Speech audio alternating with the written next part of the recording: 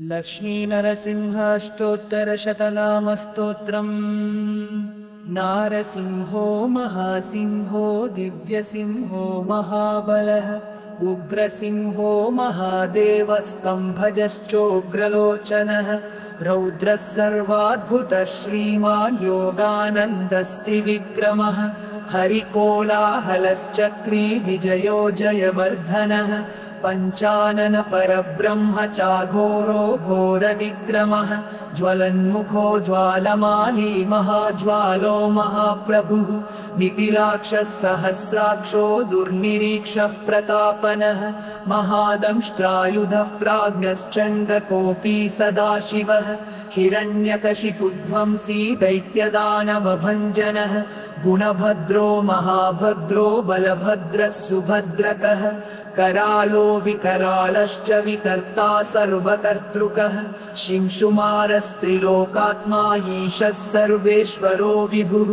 भैरवाडम्बरो दिव्यश्चागच्युतकविमाधवः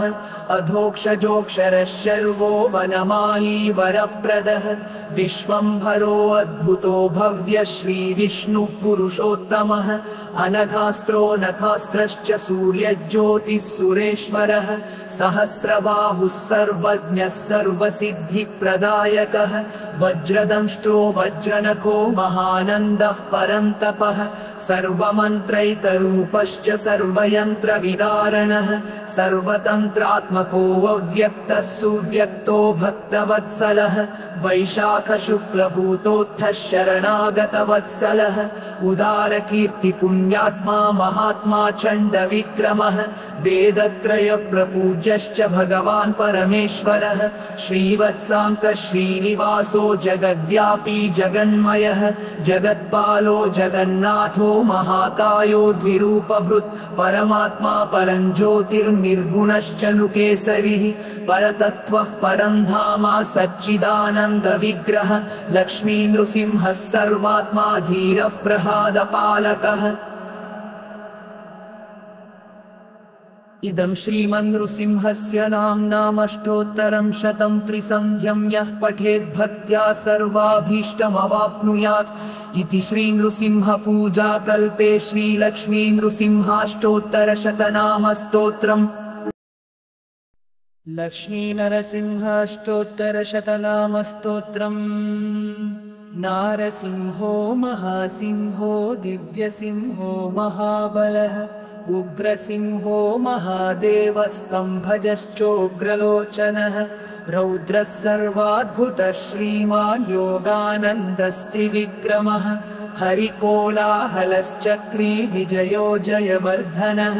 पंचानन परब्रह्मचाघोरो घोरविक्रमः ज्वलन्मुखो ज्वालमाली महाज्वालो महाप्रभुः नितिलाक्षः सहस्राक्षो दुर्निरीक्षः प्रतापनः महादंष्ट्रायुधः प्राज्ञश्चण्डकोऽपि सदाशिवः हिरण्यकशिपुध्वंसी दैत्यदानवभञ्जनः गुणभद्रो महाभद्रो बलभद्रः सुभद्रकः करालो विकरालश्च विकर्ता सर्वकर्तृकः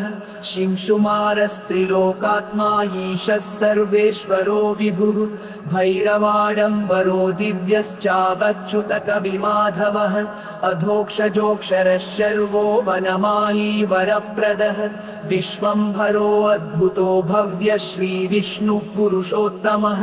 अनघास्त्रो नखास्त्रश्च सूर्यज्योतिः सुरेश्वरः सहस्रबाहुः सर्वज्ञः सर्वसिद्धिप्रदायकः वज्रदंष्ट्रो वज्रनखो महानन्दः परन्तपः सर्वमन्त्रैकरूपश्च सर्वयन्त्रविदारणः सर्वतन्त्रात्मको अव्यक्तः सुव्यक्तो भक्तवत्सलः वैशाखशुक्लभूतोत्थः शरणागतवत्सलः उदारकीर्तिपुण्यात्मा महात्मा चण्डविक्रमः वेदत्रयप्रपूज्यश्च भगवान् परमेश्वरः श्रीवत्साङ्कः श्रीनिवासो जगद्व्यापी जगन्मयः जगत्पालो जगन्नाथो महाबाहो महाकायो द्विरूपभृत् परमात्मा परञ्ज्योतिर्निर्गुणश्चनुकेसरिः परतत्त्वः परन्धामा सच्चिदानन्दविग्रह लक्ष्मी नृसिंहः सर्वात्मा धीरः प्रह्लादपालकः। इदं श्रीमन्नृसिंहस्य नाम्नामष्टोत्तरं शतं त्रिसन्ध्यं यः पठेद्भक्त्या सर्वाभीष्टमवाप्नुयात् इति श्रीनृसिंहपूजाकल्पे श्रीलक्ष्मीनृसिंहाष्टोत्तरशतनामस्तोत्रम्।